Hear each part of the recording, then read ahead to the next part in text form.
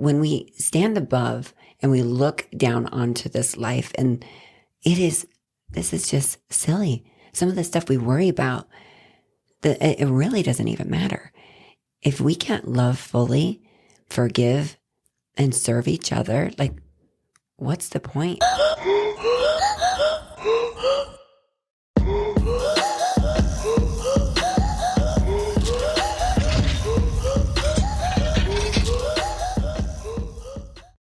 This episode is sponsored by Southern Utah Safe and Vault.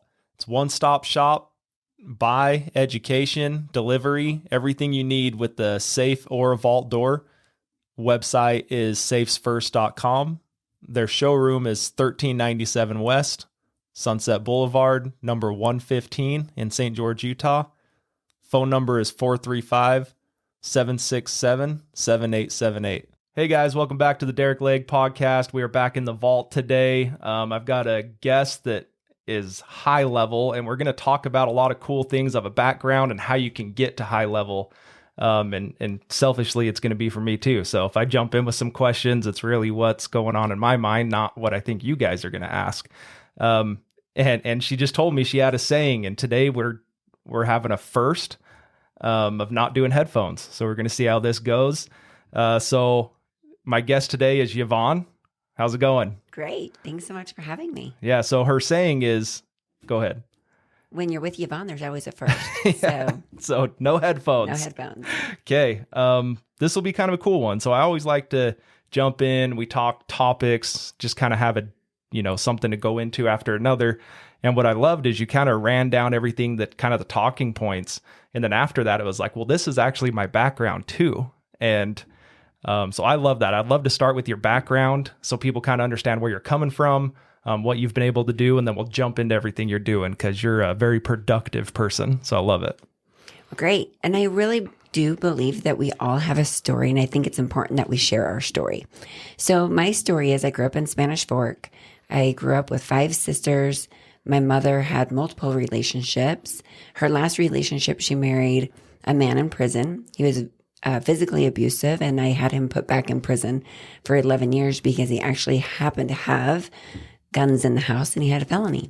So once I was able to, figure that out, that I could get him put back in prison because otherwise I had no other evidence, right? So kind of a rough upbringing. We grew up on food stamps, grew up on welfare. My mother worked. She was really never home. I was a latchkey child.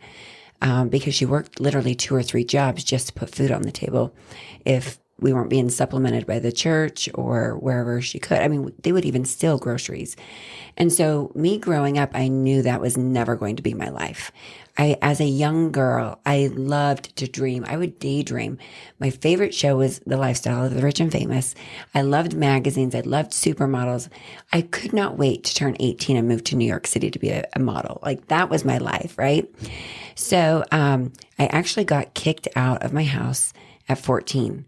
So dropped out of school in 9th grade, was living on anyone's couch, anywhere I could. And so anyway, long story short, I found out that my mom got pregnant with me on a one-night stand and didn't tell me who my biological father was until later in life. So when I was out on the streets, I had nowhere to go, and I went and found him. And he happened to be an alcoholic and held me at gunpoint. I watched him beat his wife, crack her head open by throwing her to the fireplace. And I was like, okay, that is not going to be my life. I'm never going to need a man, and I'm never going to put myself in a position financially that I needed a man. So that's kind of been one of my slogans in life for women is never need a man. When you come together as 2 whole people, you'll make a beautiful relationship. So I had actually gotten married young. Let's go back. So I finished high school only because I wanted to be a cheerleader, right? So dropping out in 9th grade, I had to do the packets to get back into school because I wanted to fulfill this goal of mine, because I've always been really goal driven. And I really wanted to be a cheerleader. So I did all the packets, got back into school, became a cheerleader. Then halfway through my senior year, I was like, oh, this is completely overrated, this cheerleader thing. So I got a set of luggage and I moved to New Jersey all by myself, clear across the country. I wanted to be as far away from my family as I could. And it wasn't until I moved to New Jersey that I actually joined the LDS church. I was a nanny. All my friends were nannies, all my friends were nannies, and they were all LDS. And so I was out there a couple of years, and then I came back and I actually got married in the LDS church. And we were only married for about 3 years. And he had some porn addiction, and I was just like, never need a man, right? Like, I'm moving on. So I got into nursing school after the divorce. And literally, as I was working on myself, coming back from that divorce, I was at a city library in Arizona, and a book fell off the shelf. And it was Judge Judy's book, Beauty Fades, Dumb is Forever. That book completely changed my life. And again, it was never need a man. Make your own money, create your own life, and never need a man. So I took those words to my life and I finished nursing school. I actually did meet my current husband at the gym here in St. George. So funny thing is, I know we did not date very long. We only dated 3 weeks. We were engaged and then married 3 weeks later. And we've been married 18 years. And he's the most amazing human I've ever met. I aspire to be like him because he's so wonderful. But anyway, so I went through nursing school, and really my driving force was I need to make enough money that no matter what happens, I can always afford food. I can give my kids a better lifestyle than I had. So I just kept going to school.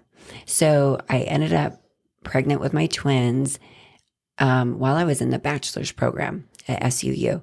And I actually had to finish that bachelor's program on bed rest because I started out pregnant with quads. Wow. Because we did IVF. And that's why I went to grad school, was to do IVF. And so I finished bed rest. My whole graduating class came to my house and we graduated in my backyard. That's cool. I had the twins here at Dixie Regional and then went on to grad school when they were 1. So I've been traveling ever since they were 1 because I went to grad school in Kentucky. Okay. So after I finished grad school, I bought a house in Las Vegas. So this is the entrepreneur in me that I didn't know was there. I took $10,000 of my student loan money. I bought a house in Las Vegas at the bottom of the market. I renovated it. I rented rooms out to traveling nurses, which paid my mortgage. And then I sold it a year and a half later, doubled my money, and paid for grad school. Wow. So when I was in Vegas, I was working with the godfather of IVF, the one that invented IVF, because that's where I really wanted to be. And although life has a different route for you, I realized that, reproductive medicine wasn't for me. So we moved back to Utah. We moved up by Park City, and I could not find a job as a new nurse practitioner. This was in 2013. They weren't really hiring nurse practitioners. Intermountain is where I worked all these years. Mm-hmm. And so I ran traumas at Deer Valley. So if a skier hit the tree, I'd have to go out on a snowmobile, try to save his life and call the helicopter and get him shipped off. So I did that for a season. And then I finally found a job and I ended up in aesthetics. So in January of 2014, I joined the aesthetic industry. So that's kind of where I'm at now in my story, where I grew up on food stamps, welfare, and truly, I remember as a child, I think I was probably 7 years old at the time, my mom would give me out of the coupon book a food stamp, because that's what it's not the Horizon cards that they have now, like a Visa or a credit card. It was literally a stamp, from a terror book. So we would go to the gas station, and this was when gas was like, 95 cents for a gallon of gas. She would give me $1 food stamp, and I'd go into the gas station and buy 3 to 5 penny candies and get the change to put gas in our car. That's how poor we were. Yeah. We grew up eating saltine crackers, cinnamon toast. Like our dessert was toast with cinnamon and sugar sprinkled on it, right? So I knew that I wanted a better life. So I luckily found this industry and I have a pretty nice life. Yeah. And so where did that shift come? So I like you went to Vegas, got the house, rented it out, paid off the grad school. Where did that shift come? And I know you grew up with it, and so did I. So that's why I'm asking. So for me, it was when I was about 23, 24. That's really where a lot of the victim mentality left me. I knew I had to get away from that. I had to get rid of it. I felt like I grew up with that with my dad. And I've spoke about my dad a lot on the podcast. So I don't want to go a ton into that, but for me, it was like a literal shift. I started listening to a lot of podcasts. I started listening to a lot of positive stuff, like motivation stuff. I was listening to motivational stuff every day. And I quickly realized that motivation is for the moment, not the day or the month or the year. It was for the moment. And so I had to continually listen to it. As soon as I turned it off, I felt like the next day it was gone and I had to find something else. Right. So yeah, for me, that's kind of what it was. So I talk a lot about Eric Thomas on here, a lot about Andy Frisella, Ed Milet, and those guys really pulled. I wasn't in like a dark place, but they kind of just helped me level up, maybe is a better way to put it. And visualization, I want to talk about visualization with you too. So tell me kind of where did that switch? How did it switch? How was it for you? If we can go a little deeper in that. Yes. I mean, I listen to those same people. Really, what most people don't realize is that the human brain is designed for survival. We are programmed from in the womb. Really, we can hear our mother's heartbeat. We can hear our parents' voice. We are programmed from in the womb up until we're about 8 years old, where our mind is this open record, right? And so all this downloading from our teachers, from our religion, from our parents, from our neighbors, from our friends, we're getting all this download of who we're supposed to be. And when I was 17, I knew I needed to make some better friends. My friends were doing drugs, they were partying, and I just knew at that age something was calling on me that I needed to make some changes. And there's been several times in my life that I've had near-death experiences or I've had very traumatic experiences that could have been really, really bad. But we have that gut instinct, right? We have intuition for that exact reason. So at 17, I knew I needed to find other friends. And then after the divorce, it was, I think when we hit rock bottom in our lives and we're like, it's got to be better than this, right? Like, this is not going to be my life. So finding that book, I realized that self-help books I'm obsessed with self-help books. I read so much. Like Amazon at my house is like a daily thing because I'm obsessed with reading, whether it's business books, self-help, industry, anywhere I can improve. I'm obsessed with learning and getting better. And it was I think I was introduced to Tony Robbins in my early 20s or probably about the time I met my husband now. I've gone to all of his events. In fact, I just booked Fiji. I'll be in Fiji in May for a week. That'd be awesome. I've done his business course. I have his coach. So I have 3 personal coaches right now. Well, I have a business coach, a life coach, and a voice coach right now.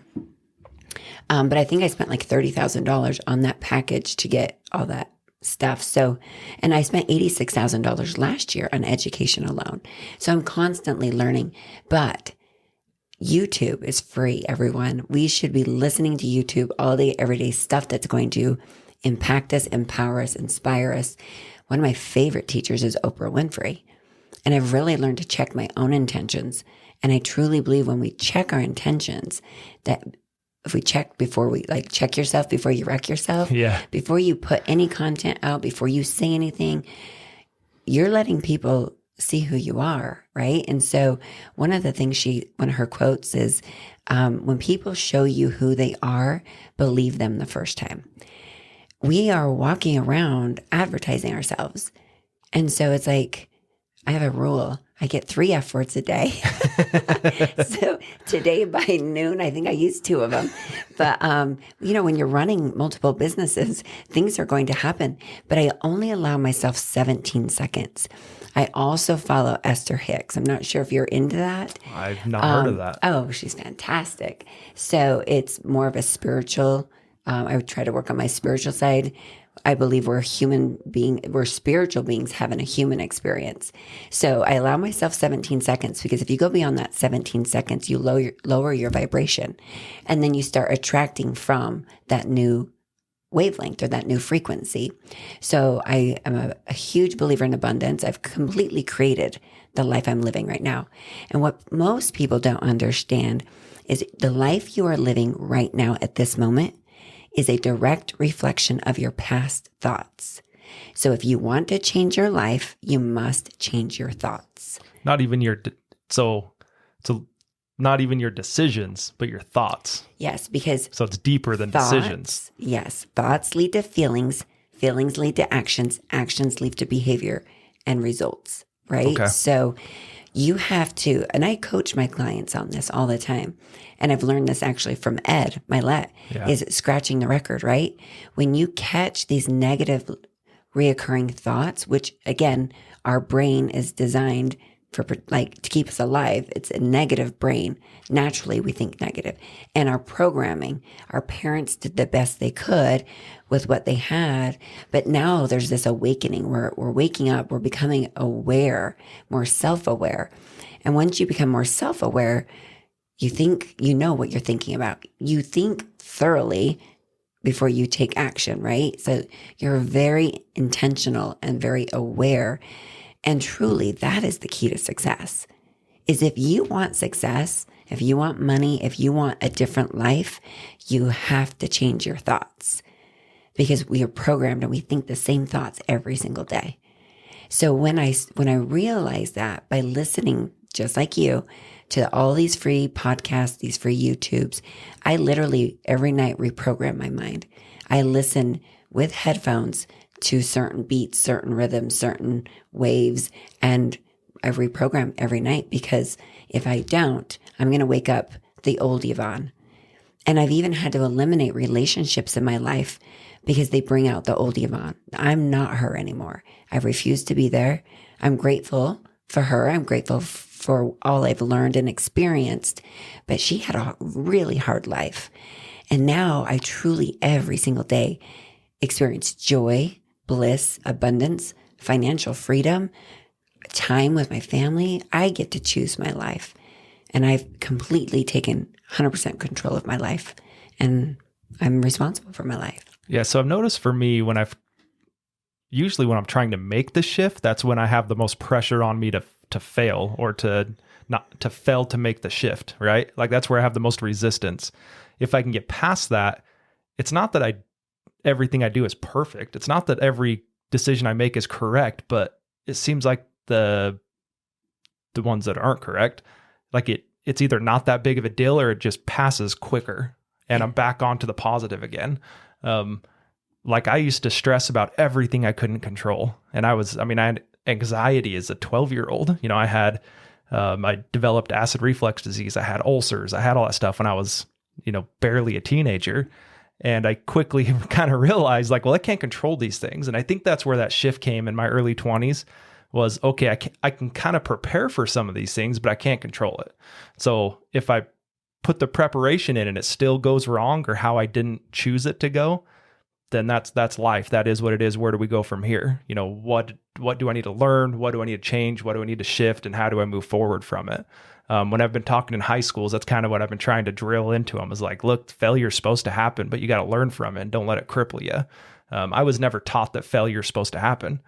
Growing up in sports, if we lost, we were losers. We failed and we were losers. That's how I took it. I don't know. Ask my brothers. They might have a different outlook of it, but it was the ref's fault. We got screwed. So-and-so missed a shot. We throw the bags when we get home. That's how I grew up. And like, I wish that someone would have been like, hey man, this is part of it. Like I've studied a lot of Kobe Bryant stuff and, I'm sure he had multiple games, but there was one game that he missed the game winning shot and everyone, game was over. They lost. They went into the locker rooms and everything. After that, he came back out onto the court and he sat there and shot that shot. I don't know, 1,000 times, whatever it was. He sat there and kept on shooting the same shot because he didn't want, it's not even that he didn't want to miss it. He wanted to know that he had put the time in and put the preparation in to make it. And then if you missed that shot anyway, it doesn't cripple you because you know you prepared the best that you could for it. And so I kind of took that along with like, okay, if things don't go right, then, I did everything I could. And maybe that's how it's supposed to go this time. What lessons can I learn? How do you shift and how do you move forward? Do you have any examples like that you can go through? I see you shaking your head like, dude, I'm so with you. I'm totally with you. But that's, as a business owner, you have to embrace the suck, right? And I tell my students this because I teach medical professionals all over the country. When you learn a new skill, you cannot set yourself up thinking, oh, I'm going to get it right the first time. Like, you're going to suck at it for a minute. And same with business. Like, I've gone to business school. Like, I've tried to learn everything, but real life is going to teach you the most. And really, it's the painful, hard things in life that will teach you the most and will get you to self-reflect more than anything. Going through a divorce, if you don't take time to sit and reflect on where you went wrong to make the next marriage better, then you're missing the whole point. And literally, like, down to each day, the end of my day, did I show up in the best version of myself? Because every single day I strive to be the best version of myself. Every single day I sit in gratitude that I get another day here on earth. Every single day I think to myself, could this be my last day? People are out there dying every single day. People are living with illnesses that they're literally on their deathbed. And how selfish of me to go so carelessly through this life. I was sent here for a reason, and I need to fulfill that reason. So every single day I strive to find out what that is. And I don't believe most of us sit still enough. We don't sit quiet enough with our thoughts, with ourselves. We're so bombarded with noise and distraction and our social media. Like, if you're not happy in your life, you got to look deep into yourself and be like, why? You're probably living so distracted and you're not even self-aware of your own thoughts, your own feelings. And if you play the victim, you're going to have dis-ease. You're going to have ulcers. You're going to have anxiety. You're going to have mental health issues. You're going to have aches and pains because most of our disease is dis-ease. It's blocked energy. It's blocked emotion, which is energy in motion, right? So, I mean, and I've studied medicine, right? So once I understood the mind, our bodies are perfect. They're capable of like completely healing themselves. But we have to tap into controlling the mind and understanding how, I mean, it's deep. I mean, you got to go deep on this. And I'm constantly learning and constantly studying to better understand the spirit, the human body, this experience. Because every day I want to live it fully, every single day. How do you think that happens? Is it maybe it's different for everyone. So whatever your experience is, I would appreciate, because I'm curious about this too. I think you always have to be driving that subconscious to your positive thoughts, to your gratitude, to whatever that is. But it's not really like a light switch, right? Like, it's something you have to work on every single, and do you ever achieve it? And if you achieve it, do you just maintain it? So how does that process work? Yeah, I don't think I think it's something we have to work on every single day, because what happens is when you're pre-programmed, right? That's our paradigm. That's what Bob Proctor talks about, is your paradigm. It's closed. So your mind's closed. So the only way to reprogram it is you have to be in that theta. You have to be in a certain wavelength. And when you're asleep, that's when you're back to that wavelength, right? So we definitely have to be working on it every single day. If not, we will revert back to habits. Habits are hard to break and they're hard to create. Bad habits seem to be really easy to create, right? But you have to stick with anything long enough that it becomes your identity. Getting up at 3:45 in the morning is my identity. That's what I do. I naturally just wake up now because I've done it for so long. I work out every day because I've realized my mental health is so much better when I work out. When I move my body, there's a direct correlation to your mind and your body because your subconscious is your body. So you have to learn how to move your body. And nowadays we sit so much. We're stagnant. We ache. If you think of your body, it's predominantly water. If you're not drinking water, you're not flushing your body, you're not cleansing your body. If you're not moving your body, you're not cleansing your body. So then you're going to get more dis-ease, right? So it really is the whole mind, body, soul connection. And it's learning as much as you can so that you can live an optimal life. I do not for 1 second believe we were sent here for trials. I no longer believe in religion. I believe that we are spiritual beings having a human experience. We are all connected. And I believe we are to love each other, serve each other. We were not meant to do this life alone. And it pains me. It breaks my heart when I hear of someone committing suicide. And as it does everyone, right? I really think because we are so connected that death is hard for us, because I truly believe this is supposed to be our heaven.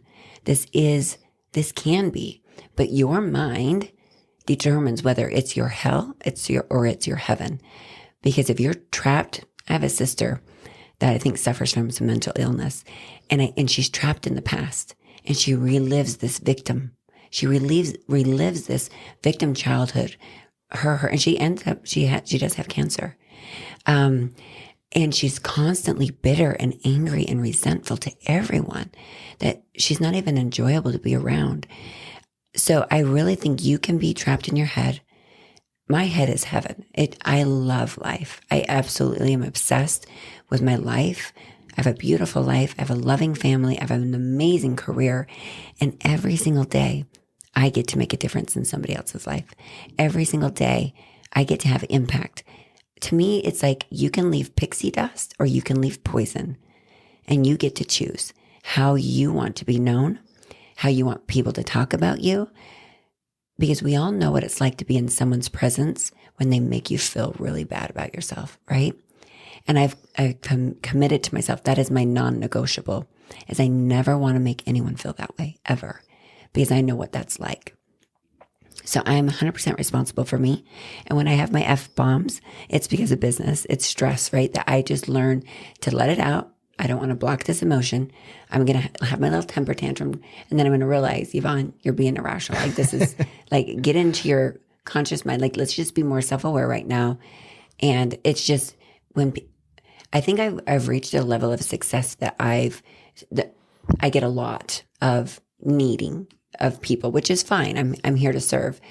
But I have to have Chantel filter a lot of that for me, because I have reps, I have vendors, I have, people wanting me to sponsor and donate, and just, I have a lot coming at me at all times. And like I said, I was on another podcast that's international. So not only do I teach, I speak.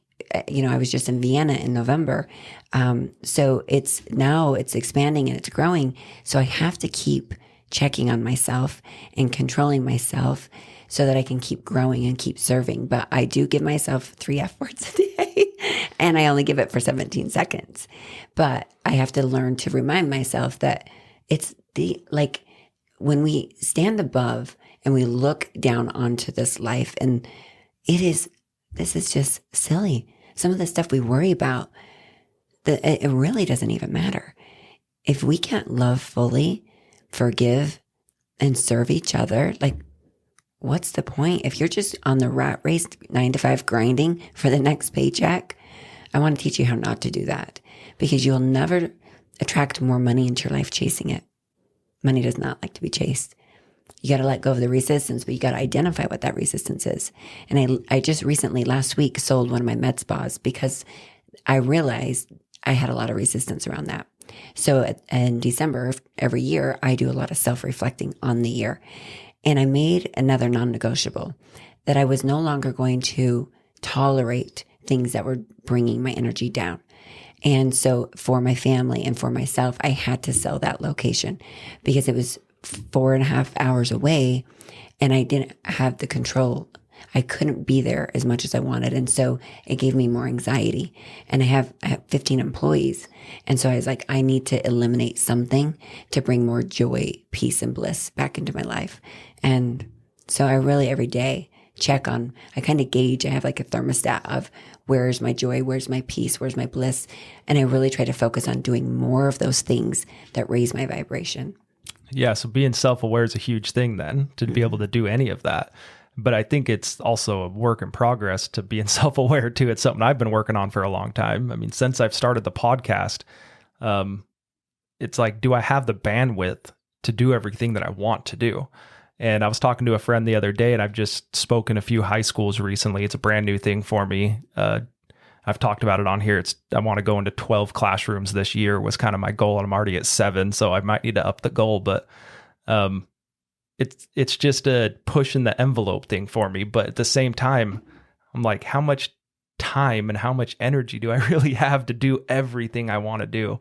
So that's my struggle right now with life is just, I've got a 2-year-old. I have a wife that's a rock star. I have like my day job business I'm at every day. I have a couple other businesses that I kind of hire out. I'm more of just, if there's big issues, then it gets to me. They kind of take care of most of it.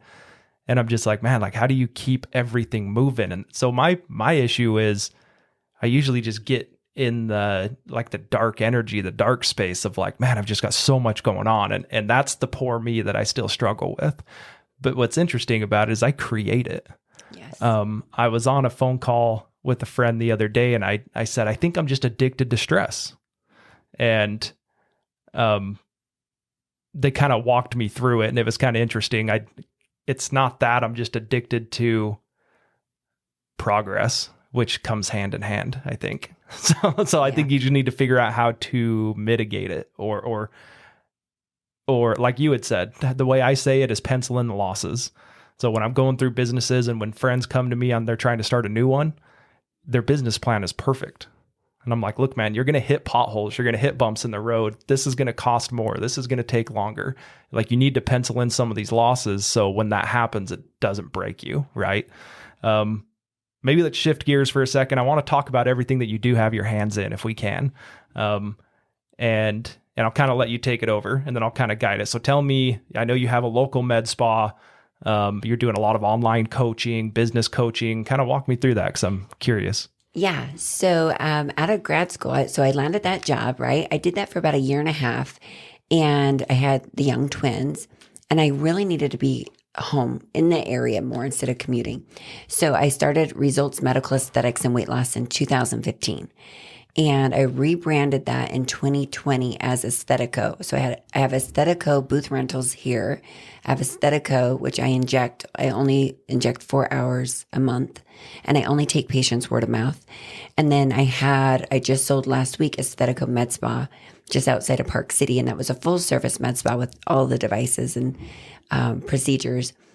And then I have Medical Aesthetic Art Institute, which is my school where I teach medical providers nationwide. I invented the first emergency medical, it's called Aesthetic ER. It's a medical aesthetic emergency kit and training for the industry. It took me 3 years to create that. I launched that last year in Dallas, and I have my kit in over 150 med spas right now, and it's growing. I have the aesthetic injector coach, which I just launched in January and just graduated my first client with 5-star raving reviews, which is fantastic. And I have my own medical conference. It's called My Summit. It's in Park City every August. And we have speakers from all over the country, and we have attendees all over the country and Canada coming this year. So I do have my hands in a lot of things. I believe in having multiple streams of revenue. I am very fortunate. I was able to buy my family a new home in September. I was able to pay cash for my BMW, which those things really don't matter. Once you get to a place in your life where you are aware, the money really, my whole life I chased the money. Yeah. And it doesn't even matter to me anymore. Yes, it does make me very grateful that I can provide for my family. My husband's fantastic. He saves all his money. We've always done our money separate. And I play with my money. I have a saying is you can only work as hard as you can play and play as hard as you work. So I travel a lot. I created my school to be able to travel. So I'll be teaching in Alaska next month. Then I'll be in Hawaii. I'm, like I said, going to Fiji for some business courses. Well, really, it's wellness, health and wellness for myself. Yeah. I'm doing a spiritual retreat in Sedona for a week. So attending one or putting one on? Attending one. Yeah. And then I started a mastermind group with 3 other colleagues, and we are holding our own retreat in Sundance this fall. So when you say to me, yes, I'm very busy, but this is the difference between me and most people, or people that are living, when you're living your passion. I have so much energy. I'm 45. I'm postmenopause. I'm leaner and more fit than I've ever been in my life. I go to bed every night at 8:30. I wake up at 3:45. I go nonstop. And there's some days when I'm doing medical conference, I'll go 4 days without sleep. But I'm lit. I'm on fire. I have so much energy. And I will tell you, I have burnt out many employees because when you are living your passion, when you are living from this spiritual place of, I've got to live this life full out. I have to have massive impact. I was born for a reason. I was sent on this earth. I went through all those trials for a reason. And I will not leave this life without thanking God, the universe, source, whatever you believe. I will not leave this life until I have done and exhausted every ounce of energy that I've been given to live, every breath that I have. So that is my commitment to thank you every day. I wake up every day with gratitude. So I program at night. I listen to music in the morning that's it's just nature. It's just beautiful music, right? Spiritual music. And I sit in gratitude. And gratitude is where you attract abundance. And when God knows that you are so grateful to be alive today, you know He's going to give you so much more to be grateful for, right? The other thing is you have to journal. If you aren't journaling, and my coaching clients will attest to this. This is where they have their breakthroughs, is when they journal and they get those feelings and thoughts out on paper. Then that brings the awareness, right? And you're not going to reach your goals at the rate that you want unless you have them written down. You're 80% more likely to reach those goals. And I'm saying every single day, write them down again and again, because we got to reprogram the mind in multiple ways.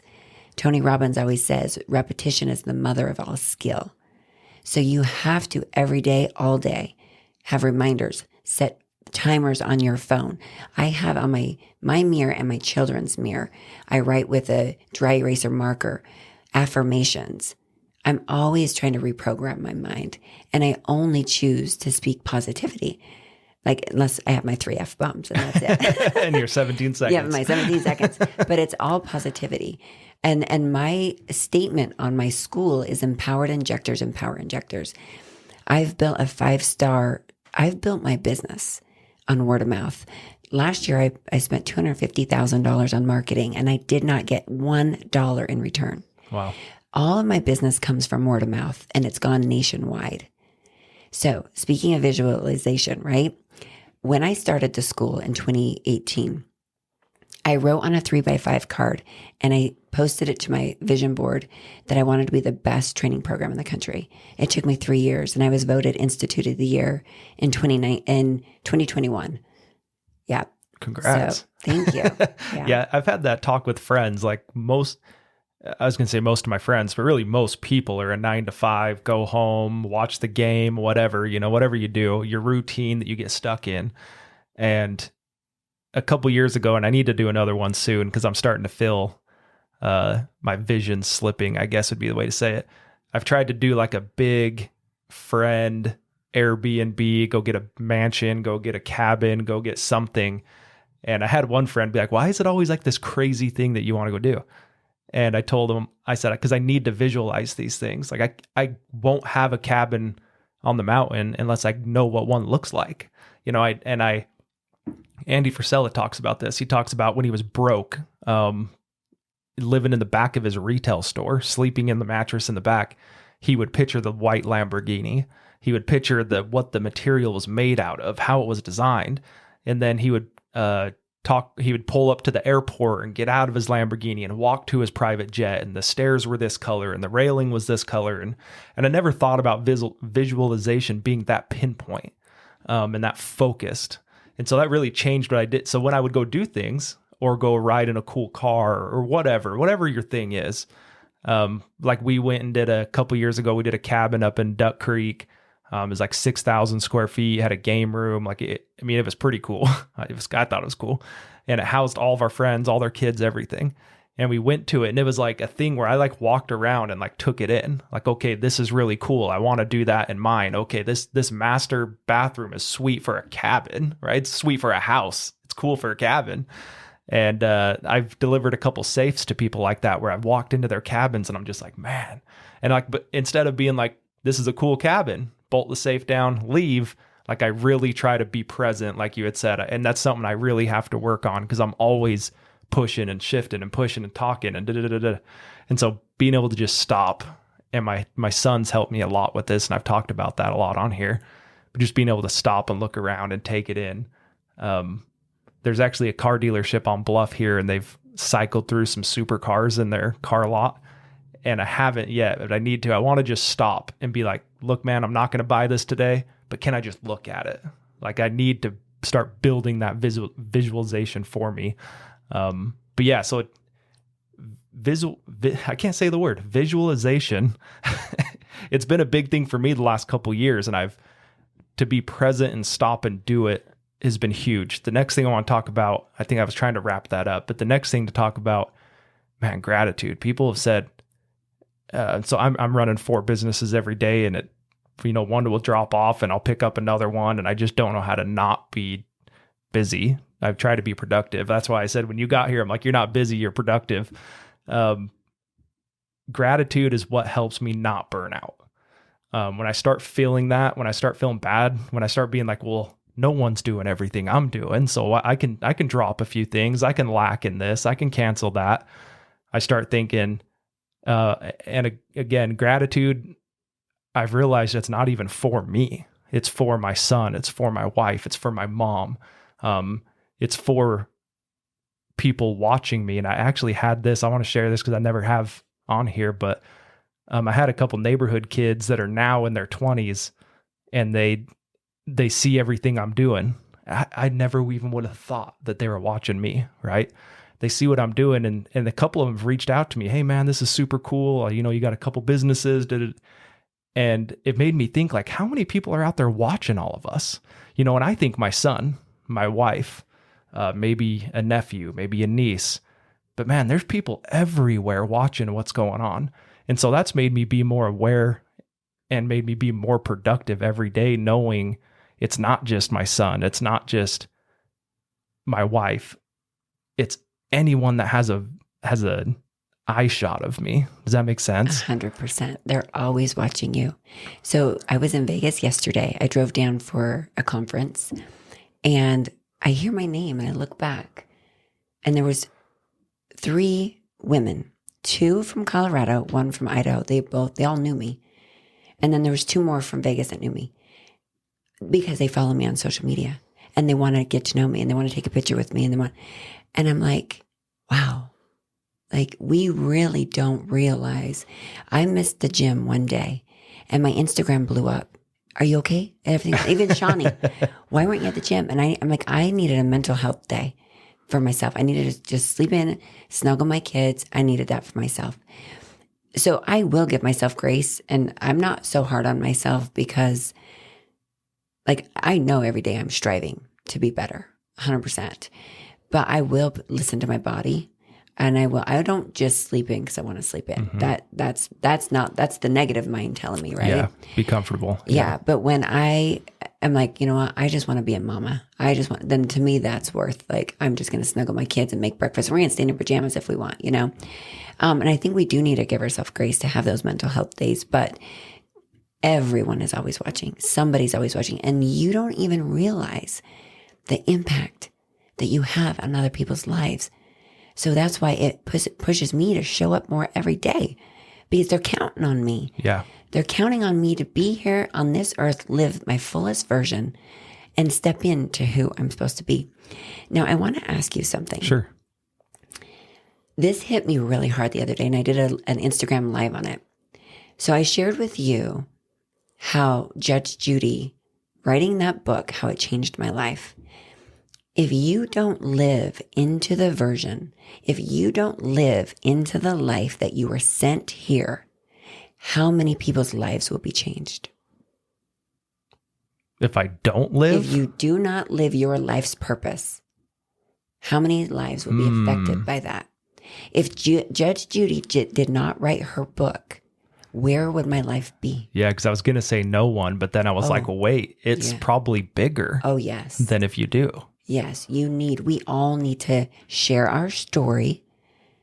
And your mess is your message, right? Like, doesn't Ed say that? Like, your mess is your message. Yeah, like you need to share your story. You should never be ashamed of where you've come from, ever. I was born from a one-night stand that those two people made that decision. But you know what? I think I'm pretty awesome. I'm a freaking rock star. Yeah. I've lived through hell, and I'm here to tell everybody and you're kicking this girl's ass. On fire. Yeah. And I'm going to live full out. I am not a product of where I came from. I'm choosing to have massive impact. I'm choosing to show up happy. I'm choosing to show up in love with myself and in love with my life. And I do. I'm extremely happy. I love it.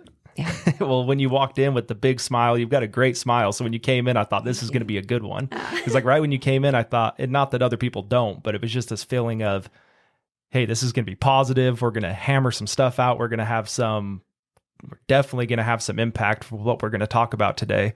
And I think both of us have a couple appointments coming up. So I want to kind of wrap this up, but I want people to know where they can go and find you. So you said you have social media. Is that a private thing? Are you open to people following you? How does that work? Yes. So my personal is the best of Yvonne. That's my reminder to be the best, show up as the best everywhere I am. Medical Aesthetic Art Institute is my school. Okay. And then I have the Aesthetico, but we're in the process of making some changes there because we sold that one location. Yeah. So really, if you want to find me at the gym every morning at 5 a.m., the best of Yvonne, you'll find me there. And then I travel all over. So I really showcase a lot of that on both of them, the Medical Aesthetic Art Institute and my personal. And you're pretty active on both? Yeah. Because I'm not very active on my personal stuff, but I feel like I have this stuff. I mean, we have podcast posts going two times a day, and we have a podcast every week that comes out. And so I'm like, that's a lot of us already, but I'm not really, and I've been trying to get better. I've almost taken the podcast pages like as my personal page. Yeah. So I don't even post on my personal stuff, but when I get on live or do stories, I'm trying to kind of move that over to the podcast, because that's where there's more people that know me that follow the podcast than probably remember me from high school. You know what I mean? And so I don't know. It's a weird switch that I'm trying to make right now, but I love that you came in, spent some time with us. You've got a huge positive message, which I think it's extremely needed in the world right now. And it probably always has been, but it just seems like I think with COVID and the news and politics and social media plays a huge part of it. You're just consistently getting hammered all the time. Yeah. I had a guy on here once and we were talking about, you can program your social medias to be positive though. Yes. If you're on there looking at shit all the time, it's just going to give you shit. Yeah. But if you're on there, like I said, I follow Andy Frisella, Ed Milet, Eric Thomas, Tony Robbins, all these guys. That's what it's going to start feeding you. It's just an algorithm. You can play the algorithm. Yeah. So make sure you go and follow Yvonne and get all of her insights. If you're active on there, I love that, because then people can get a daily dose of you all the time. It's like you said, you missed one day and everyone's like, what's going on? Yeah. And please reach out. I love to help. I love to serve. I love to answer questions. I don't hold anything back. I'm very transparent. I'm very real. You can tell. And I know so many people are struggling. And what I really want women to know, it's okay to talk about money, because we are not like, our income is not our self-worth. Like, there's no correlation there. We are so much more valuable. So if you want to know how to make more money to put more bread on your table for your children, I can show you how to do that. But I also want women to love themselves so much and never need a man. You can choose a man, choose to make him better, choose to be better yourself, but love yourself so much you would never allow anyone to beat you, mistreat you, disrespect you. Like I'm all women, like rah, rah. I'm your biggest cheerleader, because I want women to be, we need more women leaders. Yeah. I mean, if you're listening to this and that's you, then reach out. You can reach out to us. You can reach out to her. Reach out to someone. And that's what would be easy. I think, well, I don't know. I've never been in the situation, but I think it'd be easier to reach out to one of us because we're neutral. Like, I don't know you. Yeah. I don't know what you're going through. I don't know him, her, whatever. Yeah. Thanks for kind of adding that in right there at the end. All right, guys, that's episode 91. And if you're still with us, I appreciate you. And please share, like, comment. There's going to be a lot of good things coming from this episode. So please share it with your friends. The clips that come out, share those. There's going to be a lot of great clips from this, and we'll see you guys next week.